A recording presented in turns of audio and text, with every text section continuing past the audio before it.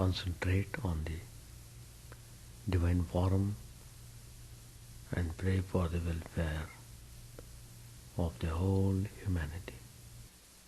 Shanti Shanti Hari Om Tat Sat Om Stavakaya Cha Dharmasya Sarvadharma Swarupine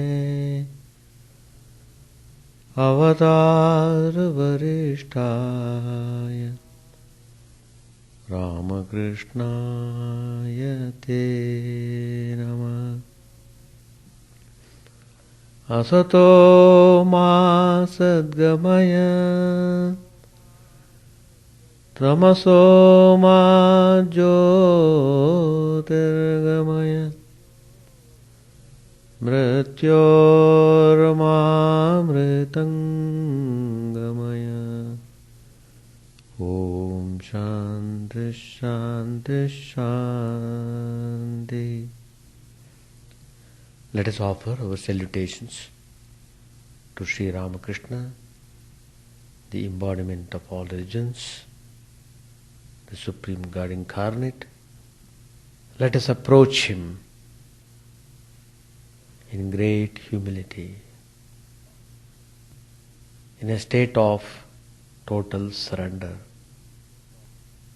Then He will answer all our prayers.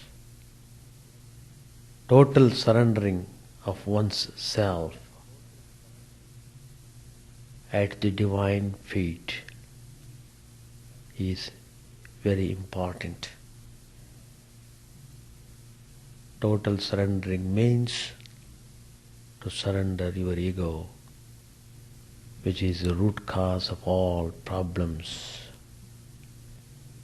So, with great devotion and sincerity,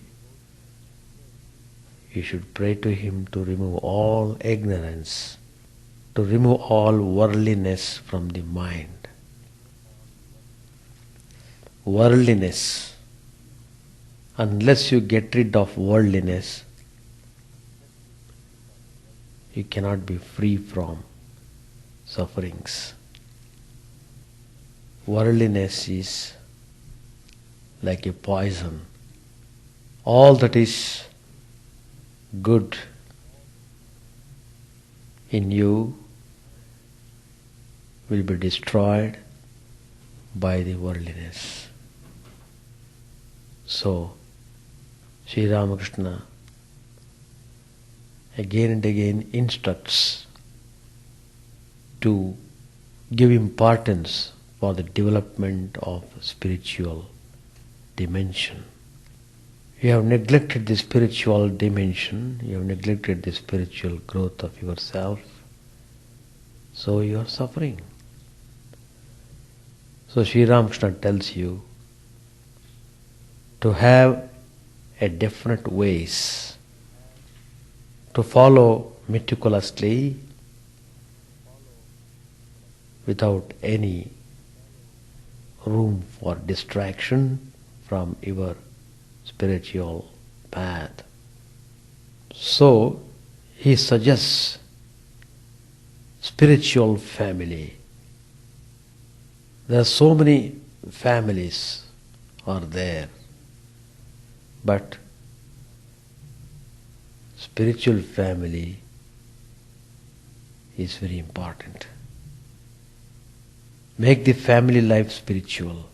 Then even though you are in the world, you are not tainted by the worldliness. So, what he suggests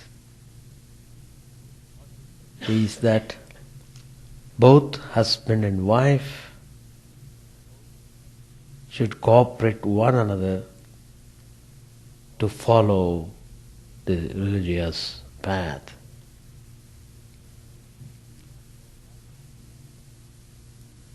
So the partnership should be used in a proper way so that both can grow well, and both can be happy, both can realize their true nature.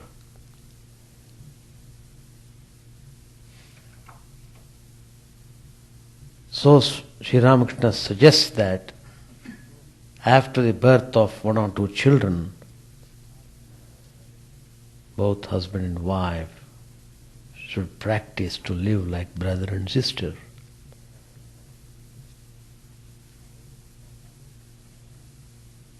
Both of them are devotees of God.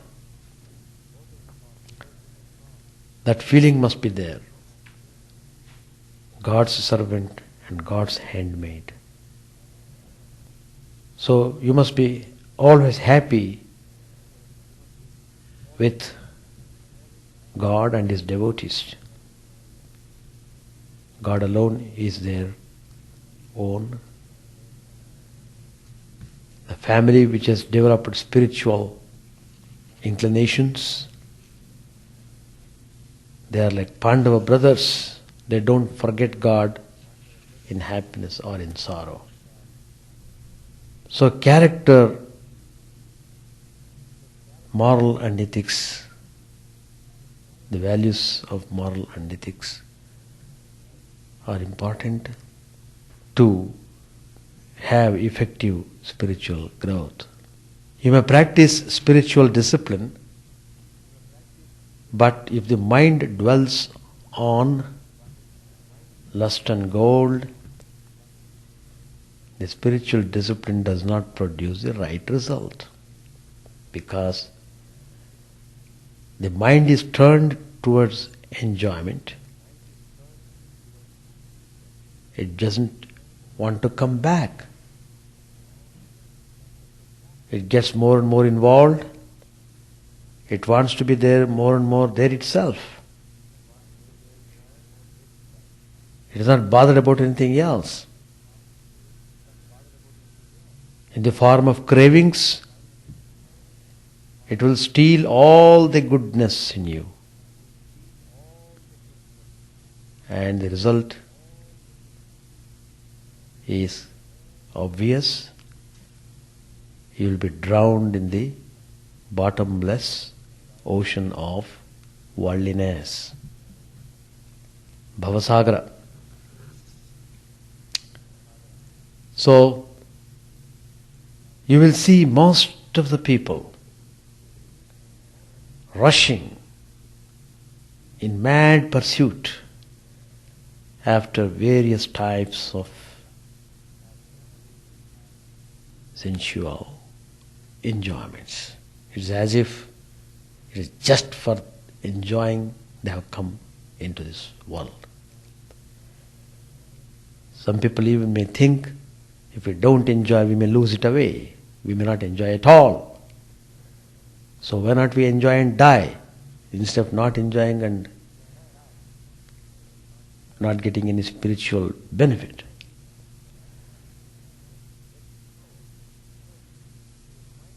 So, your mind is always in constant danger of becoming contaminated. So, Sri Ramakrishna tells you it is very important to engage your mind effectively in thinking good thoughts. That's why we suggest read some good books, meditate on the spiritual ideas in them, think over them over and again, and discuss the uplifting subjects, whatever you have studied in the books. And Sri Ramakrishna also suggests that your activity is so much well arranged that you should spend some time in worship of God.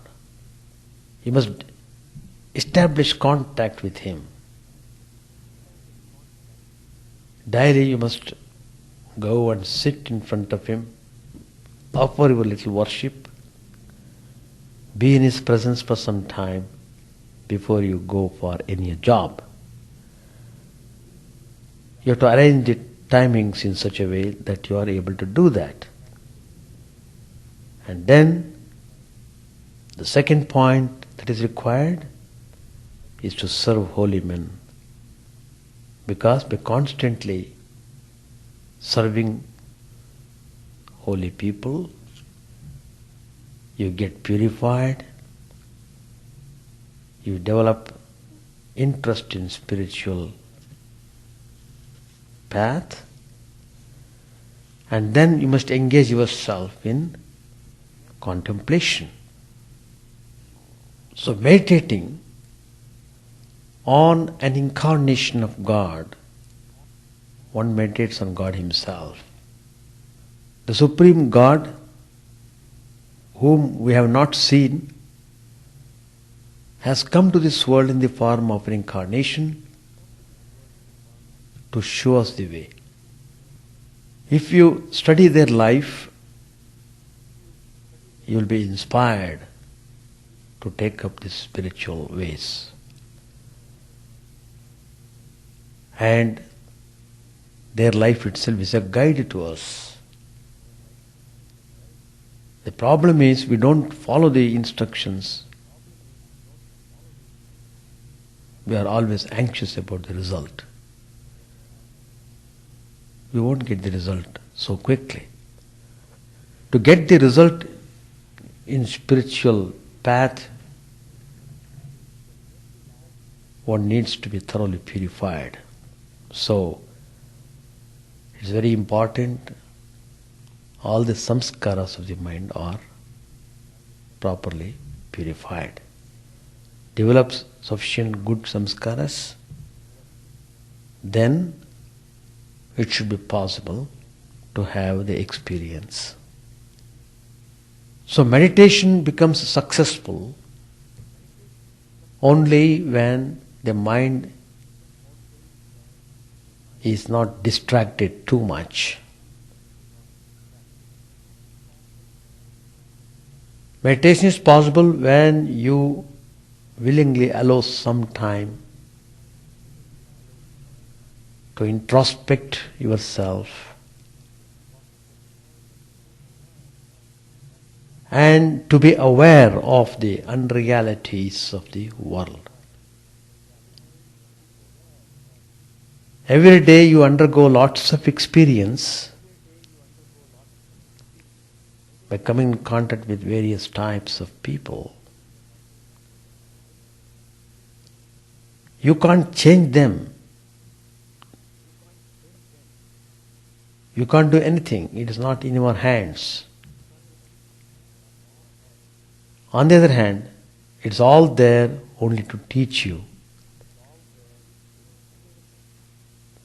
Seeing those things, you must learn. Learning is important. Learning. Develop renunciation. Don't add on desires to the list of desires already in your mind. Desires are the stumbling block. They come and disturb you at the time of meditation. As long as you entertain desires, so long you will not be able to have the spiritual illumination.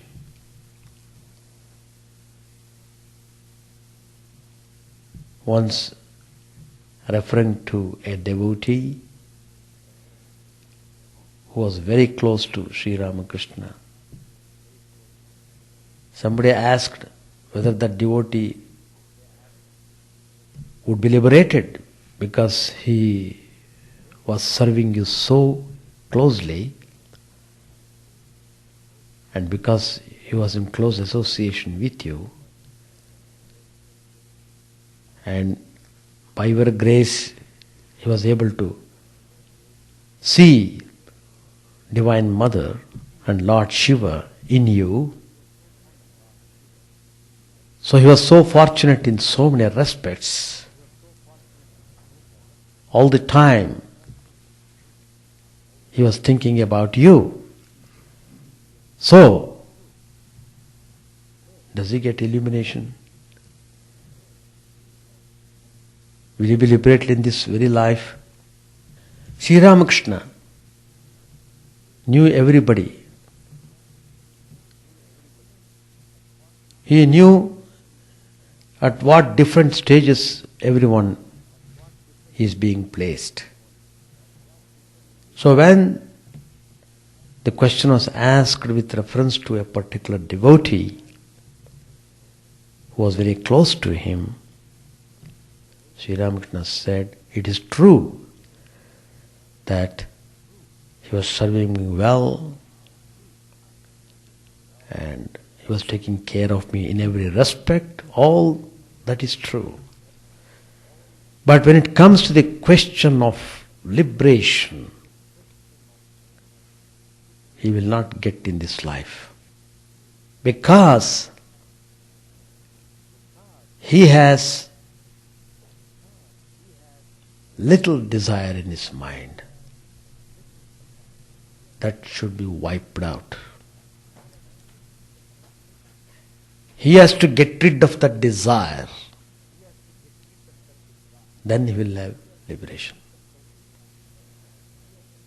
So Sri Ramakrishna tells further, in order to get over that desire, he is being born again. One more birth is required for him to go through that formality of fulfilling the desire. So, desires shape our destiny. Desires shape your destiny. So you must cherish proper desires which take you along the spiritual path. As Sri Ramakrishna suggested, you must have regular contact with holy association, with holy place, to maintain that spiritual level in yourself. So, Sri Ramakrishna has told very clearly, spiritual disciplines are maintained only to fight the worldly tendencies, root and branch from the mind. So when you sit for meditation, just watch your mind before starting for meditation. Where does it run? What does it want? So you are looking your own mind. Though the mind begins to run here and there, once it knows that its master is looking at him, it tries to keep quiet. Don't react to whatever thoughts that come in the mind. Just look into them. So this is one of the ways of making the mind quiet. And then you positively feel that you are starting meditation and you are thinking about the divine form and you are repeating the divine name. So the full mantra must be chanted consciously, giving attention to every syllable of the mantra which you are chanting. So, concentrated way of repeating Lord's name is required, because we are all having various types of minds. We are all in different bodies, so we have to follow these rules to control the mind. So in the beginning stage, it is required to have a divine form. That divine form is in your own heart. It becomes manifest when you really want Him. So divine can take any form, whatever the form the devotee wants, in that form God appears.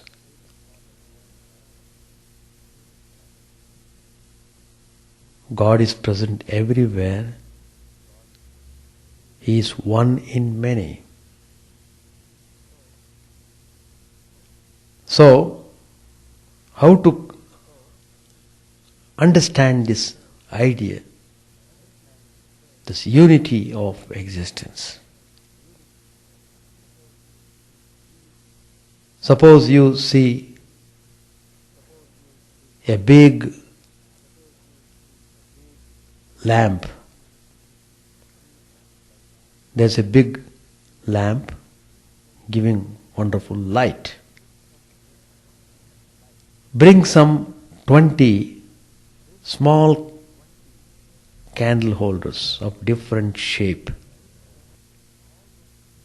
Now, all those little candles are lighted up by using this big candle.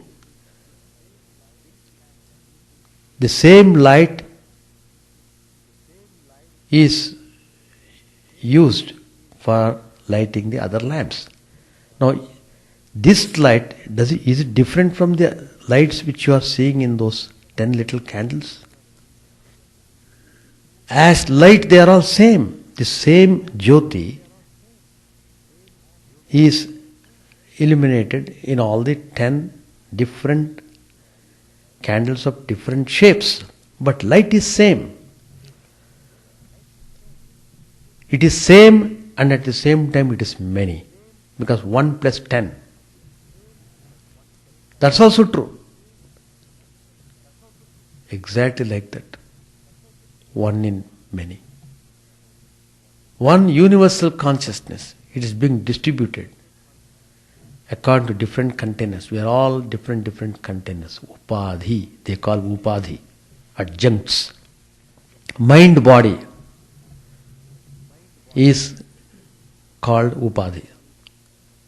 So it depends upon the nature of the mind and body to reflect the light of the Atman. Same light is there everywhere. Same potency is there. There's a big fire which has got tremendous power. There's a small spark of fire.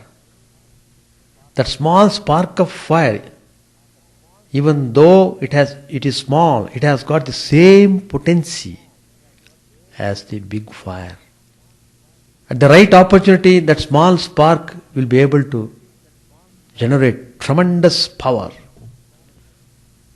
In the same way, all the jivas, all the embodied beings is exactly same. That's what Vedanta says. Same Atman residing in different bodies. So the reflection depends upon the nature of the body. If the mind is pure, wonderful reflection is there. Good reflection of Atman, light of Atman. Sri Ramakrishna tells God's manifestation is there everywhere, but it is more manifest in human beings. It is still more manifest in pure-hearted beings. It is intensely manifesting in incarnation. It's only a degree of manifestation. Same Atman. That's why all the Upanishads says, thou art that. But until you realize that state of non-duality, you have to pass through the state of duality. As long as we have forms, we cannot comprehend the non-dualistic idea. So, divine form also is useful for us. We don't lose anything by taking the divine form. On the other hand, you gain. You find the divine form is itself the non-dual Brahman, appearing as your divine form. That's all. So, Sri Ramakrishna tells you to develop spiritual dimension and try to devote every day some time for concentration. Take all steps to maintain spiritual family. Have some spiritual activities in the home like bhajans and worship and in a dignified way. It should not be like a simply social gathering. So from the beginning to the end you have to be careful about doing spiritual activity. Are you doing properly? That's important.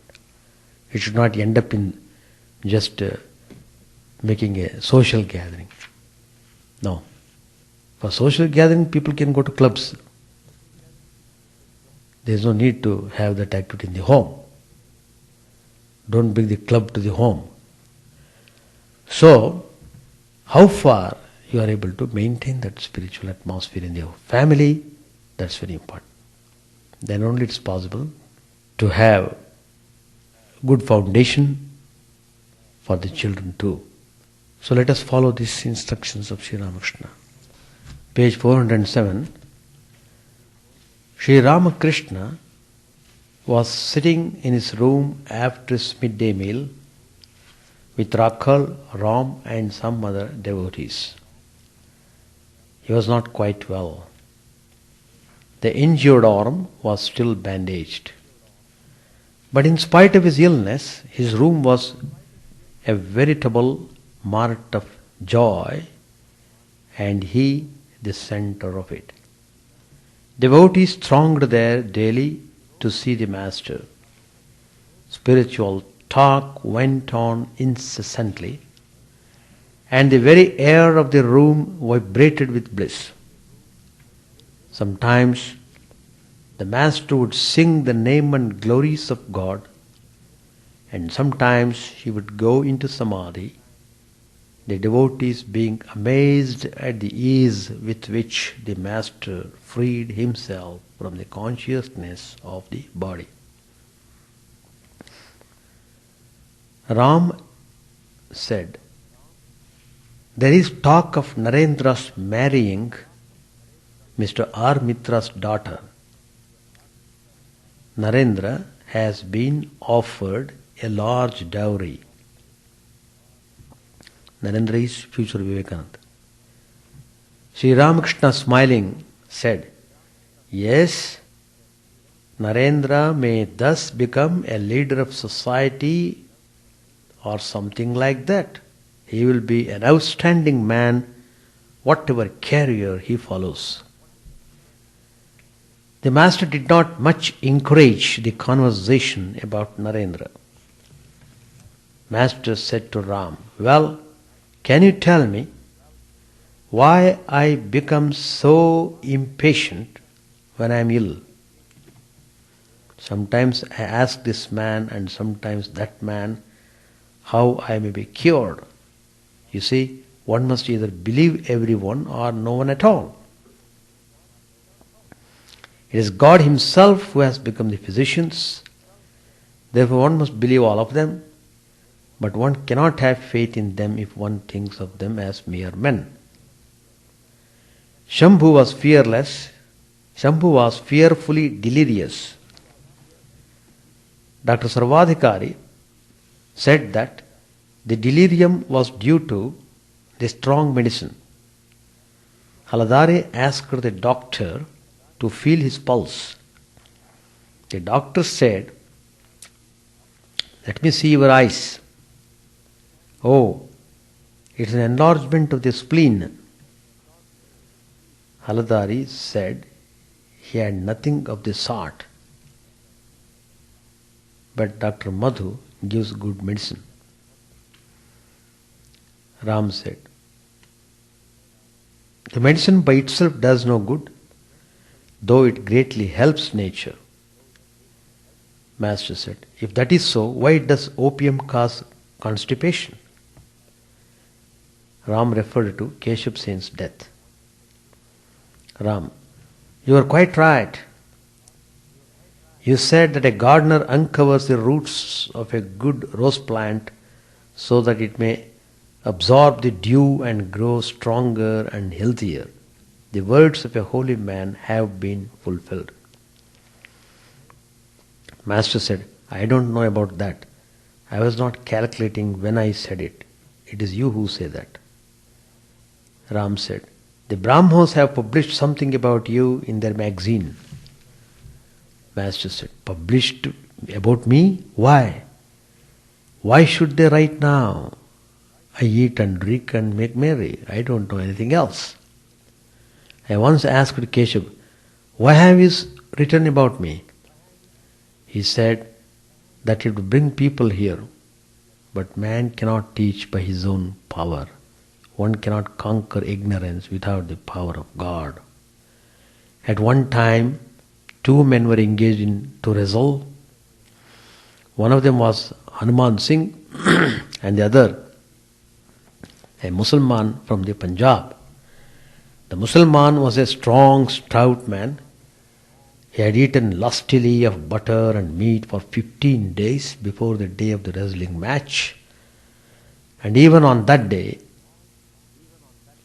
all thought he would be the victor. Hanuman Singh, on the other hand, clad in a dirty cloth, had eaten sparingly for some days before the day of the match and devoted himself to repeating the holy name of Mahavir, that is Hanuman. On the day of the match, he observed a complete fast. All thought that he would surely be defeated.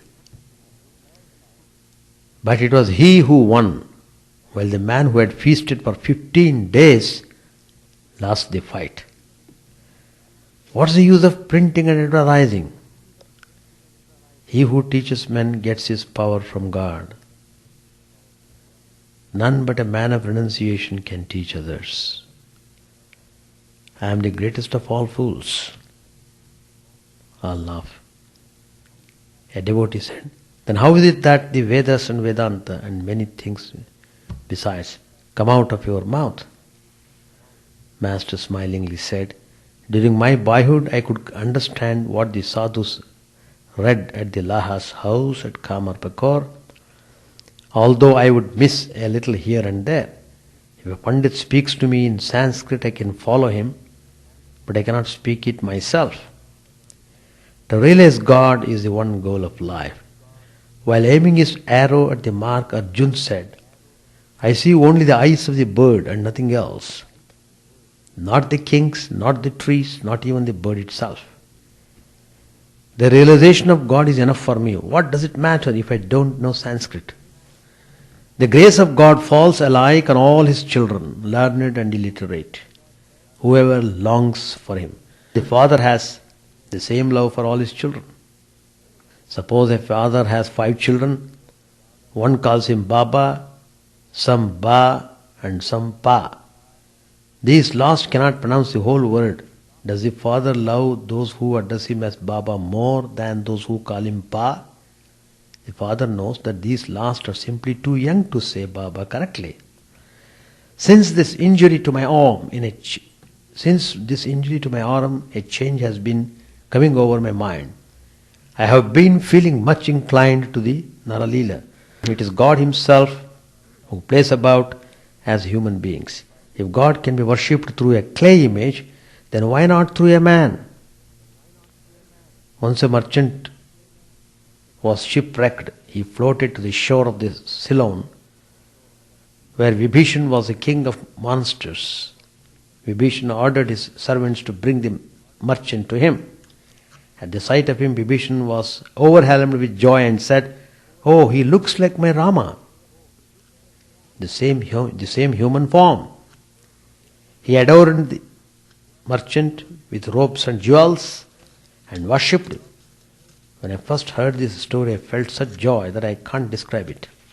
Vaishnava Charan said to me, if a person looks on his beloved as his Ishta, he finds it very easy to direct his mind to God. the men and women of a particular sect at Sham Bazar near Kamarpakor say to each other, "Whom do you love?" "I love so and so." "Then know him to be your God." When I heard this, I said to them, "That's not my way. I look all women as my mother." I found out that they talked big but led immoral lives. The women then asked me if they would have salvation. "Yes," I said, "if you are absolutely faithful to one man and look on him as your God. But you can't be liberated if you live with 5 men.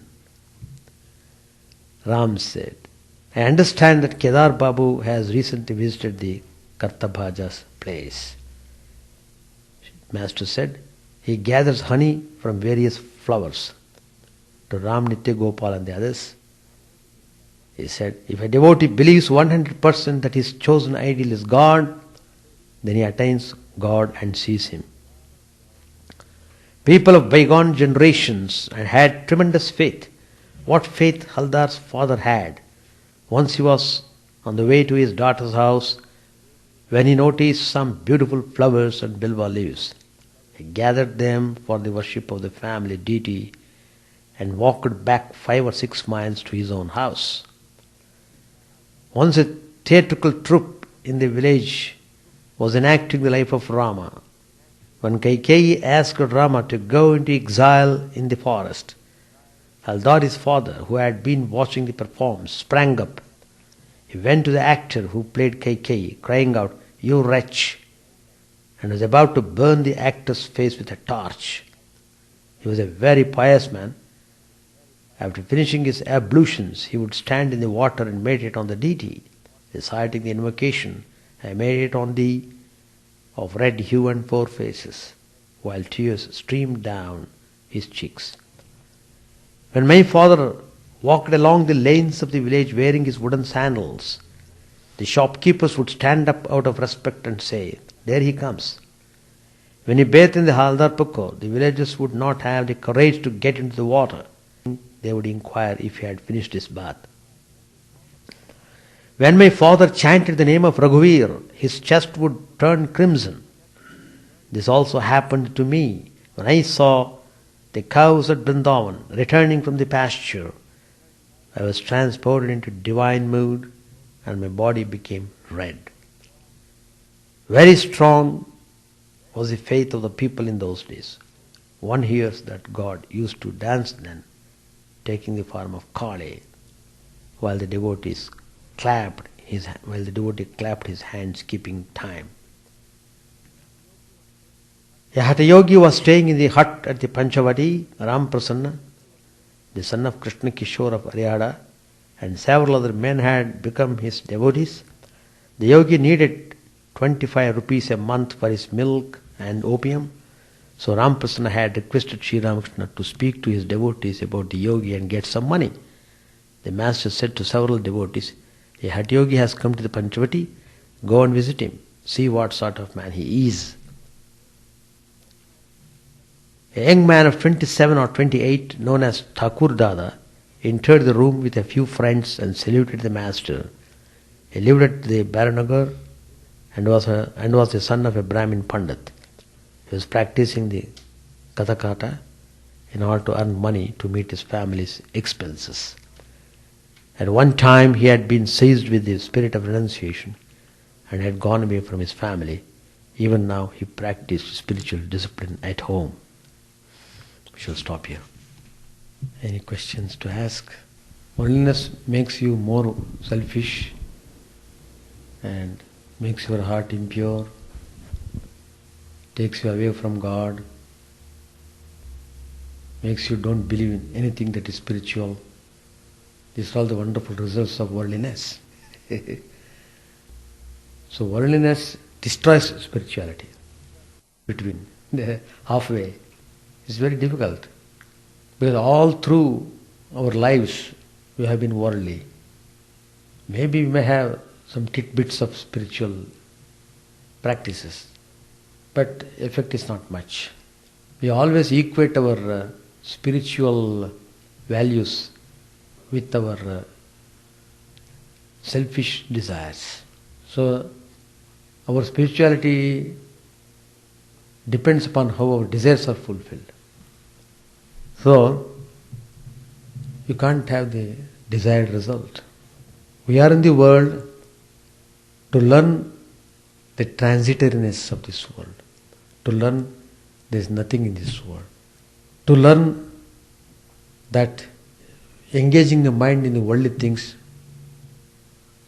do not give me peace of mind. All these things you have to learn, Everyone has to learn himself or herself through experiences. Some people learn through seeing also, but mostly people would like to learn through their own experience. That's true. When you are a child, you would like to play. And if the child doesn't play, the parents are worried. Why the child is simply sitting like a dull-witted person? Why should he not go and play? So the parents love the children to go and play. But play is all right, but playing all the time is not good. Playing for a little while is all right. In the same way, we are all children in this world. We are playing in this world. But we don't stop at all. We keep on playing in the world. That's not good. So you play in the world to become disgusted afterwards, to turn back afterwards. Turning back. Turning back means turning to God. Turning the mind from world to God. That's the meaning of turning back. Spirituality is nothing but going in the path leading to God. That's all. So, mind is a gateway. Kama, Krodha, Lobha, they are the Narakadwaras. The desires, greediness, anger, these are the gates leading to hell. Hell means suffering, restlessness, tension, worries, all these things. So you have to develop opposite virtues to be calm, cheerful, peaceful, etc.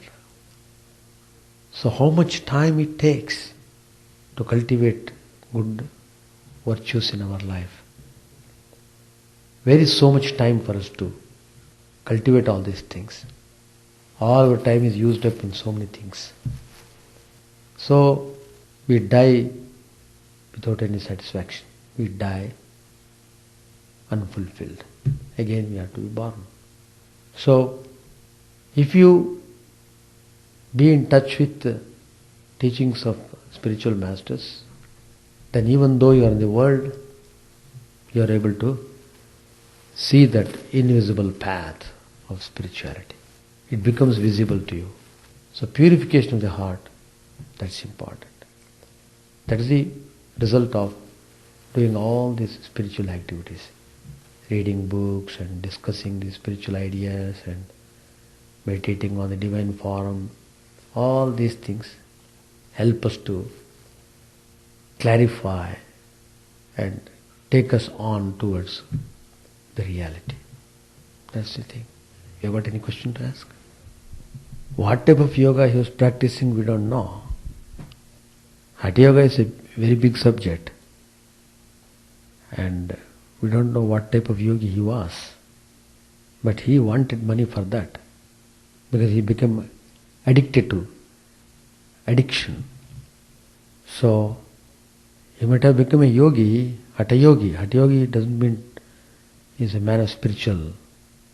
Hatha yogis are not spiritual beings.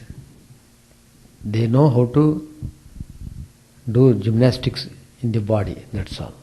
Standing topsy-turvy, standing on one leg, and standing under water, all sorts of things, and controlling the breath for 2 hours, 3 hours. Physical level, it has nothing to do with spirituality. But Hatha yoga really remarkable if you connect it with spiritual aspirations. It's possible to do that. But many people, that therein comes Raj Yoga. Raj Yoga, that's the way. Hatha yoga, through Hatha yoga, pranayama, one concentrates, one directs his mind towards spiritual path, and he gets illumination quickly. No doubt about it. Anything else? Ego is always there. Ego is the Atman identified with the mind. When it becomes identified with the mind, ego comes, which constantly says, I am doing. I means it is not simply the spirit associated with the mind, the spirit identified with the body. He is telling I. If you have to go beyond ego, then there is no I, there is no you. It's only spirit, all pervading. Just as I told you the light, example of light, if you break the candle holder, the light disappears. That means the light goes to its nature, goes to its source. Again, if you have another container, again you light up, the light will come. So like that, the spirit is that the spirit goes away from the body, that's all. But we don't know it. We know it theoretically, we want to experience it in our life. That means through the mind you have to experience. Through the mind you have to transcend the mind. For sitting for concentration you have to use the mind. But once you get closer to your true nature, slowly you will be understanding all these things. And the ego generally we entertain is I am doing, I am responsible, the doership. I am suffering, I am like this, I am like that.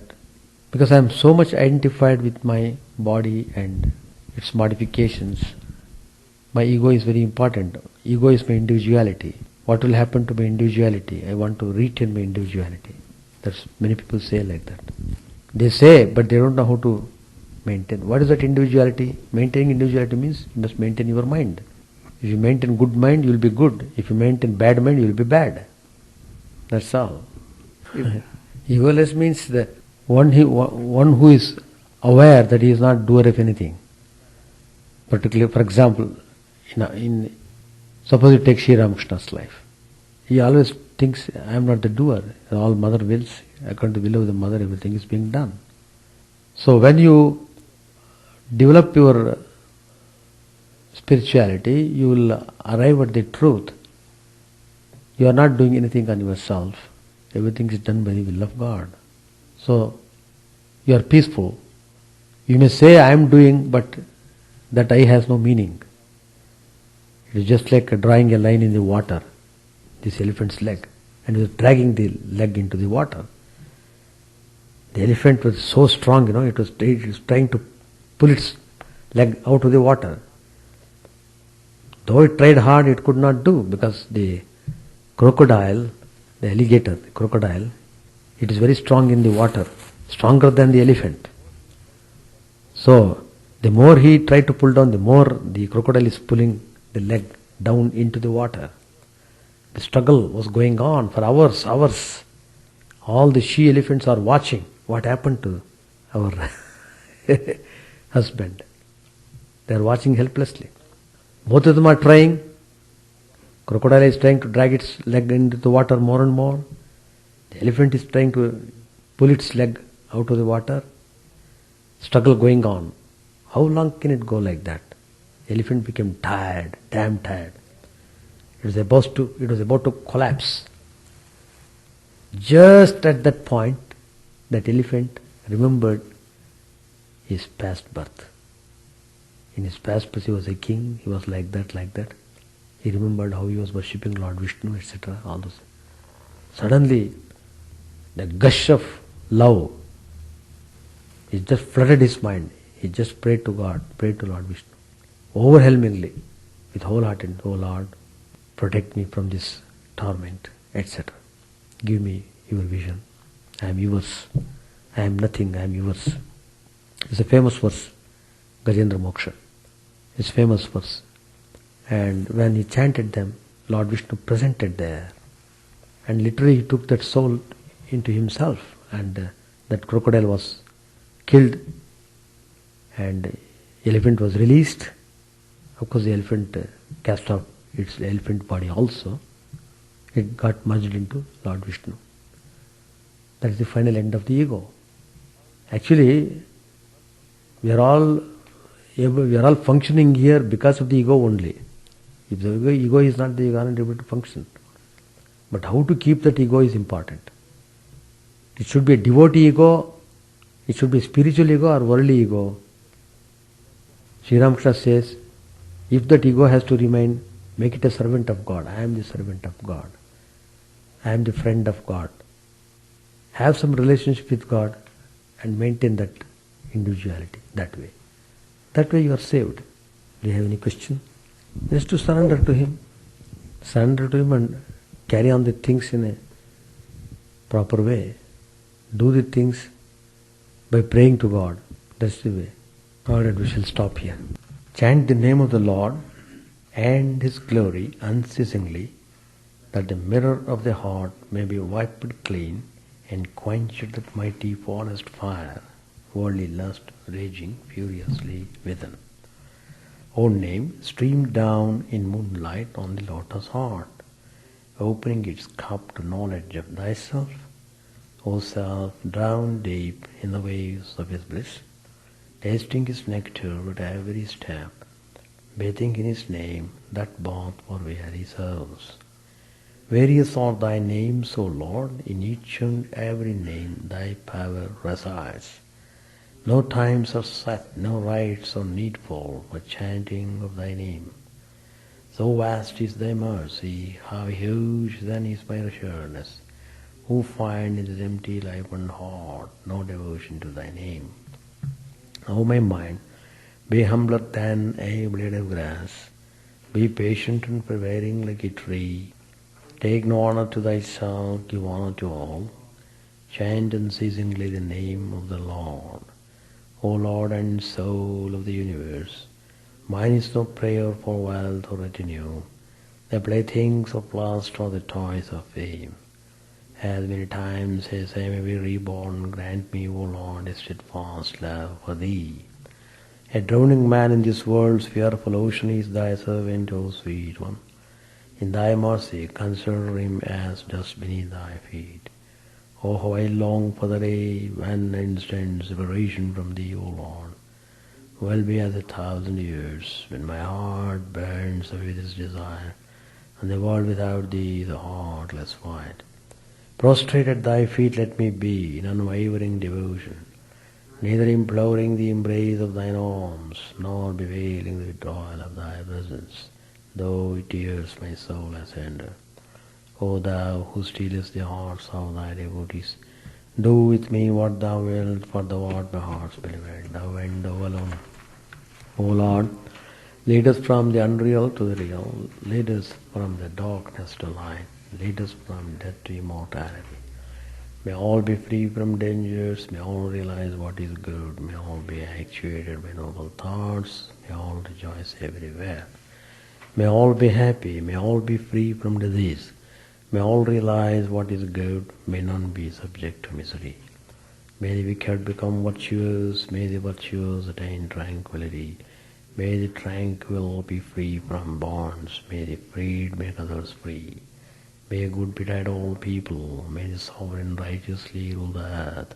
May all beings ever attain what is good, may the worlds be prosperous and happy, may the clouds pour rain in time, may the earth be blessed with crops, may all countries be freed from calamity, may holy men live without fear. May the Lord, the destroyer of sins, the presiding deity of all sacred works, be satisfied. For He being pleased, the whole universe becomes pleased. He being satisfied, the whole universe feels satisfied.